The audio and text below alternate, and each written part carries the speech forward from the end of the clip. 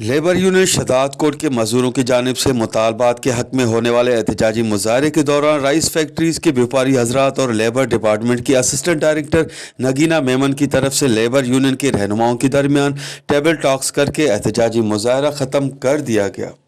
पुरअमन तरीक़े से वेठा आहियूं ऐं असां इहो वाज़े लफ़्ज़नि में चवण था चाहियूं त असां मोटू चौक बंदि कंदासीं, बिल्कुलु असां पुरअमन न वेहंदासीं। पोइ जेको बि ज़िम्मेवार हूंदो उहो राइस फैक्ट्री जा जेके आहिनि वापारी हूंदा, राइस मिलर्स हूंदा, वादी घाटी जा ज़िम्मेवार उहे हूंदा। असां इहे दोस्तनि खे वाज़े था चऊं त असां सां अञा को राब्तो न कयो वियो आहे। सभ खां पहिरीं मां सदर गुलाब जान खे मुबारकबाद पेश कंदुसि जिन हिन मज़दूरनि जे हक़ जे लाइ आवाज़ु उथारियो आहे ऐं हीअ एहतजाज हिन मज़दूरनि जे जेको आहे सो सेलर वारनि जो मसइलो न आहे। असांजो चौकीदारनि जो सदर बाक़ी एसोसिएशन बि गॾु वेठा आहिनि। असां सेलर एसोसिएशन वारनि खे गुज़ारिश कंदासीं कि फिल फोर मज़दूरनि जो उजरत जो मसइलो हल कनि। चवणु इहो आहे त राइस फैक्ट्री तमामु वॾो हिकिड़ो इदारो आहे ऐं हीउ इदारो जेको आहे 60 खां वठी जेको हलंदड़ आहे।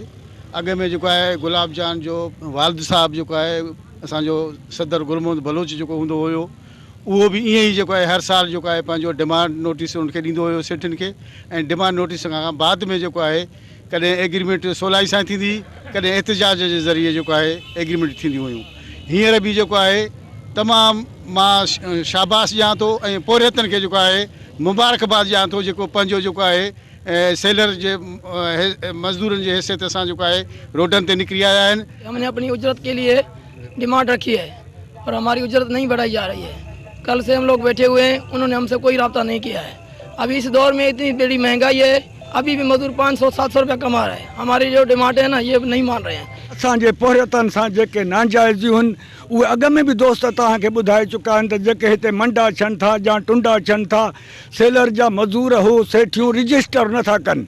असां उन्हीं जे करे असां हारी बि हिननि सां गॾु आहियूं। याद रहे कि लेबर यूनियन के रहनुमाओं ने मजदूरी में 40% बढ़ाने की डिमांड की थी, मगर बिलाखिर 8% पर फरीकेन के खदशात ख़त्म हो गए और वो आपस में यकराय मुत्तफिक होकर एहतजाजी मुजाहरा ख़त्म कर दिया। कैमरा टीम के साथ गुलाम अली ब्रावी, वश टीवी शदात कोट।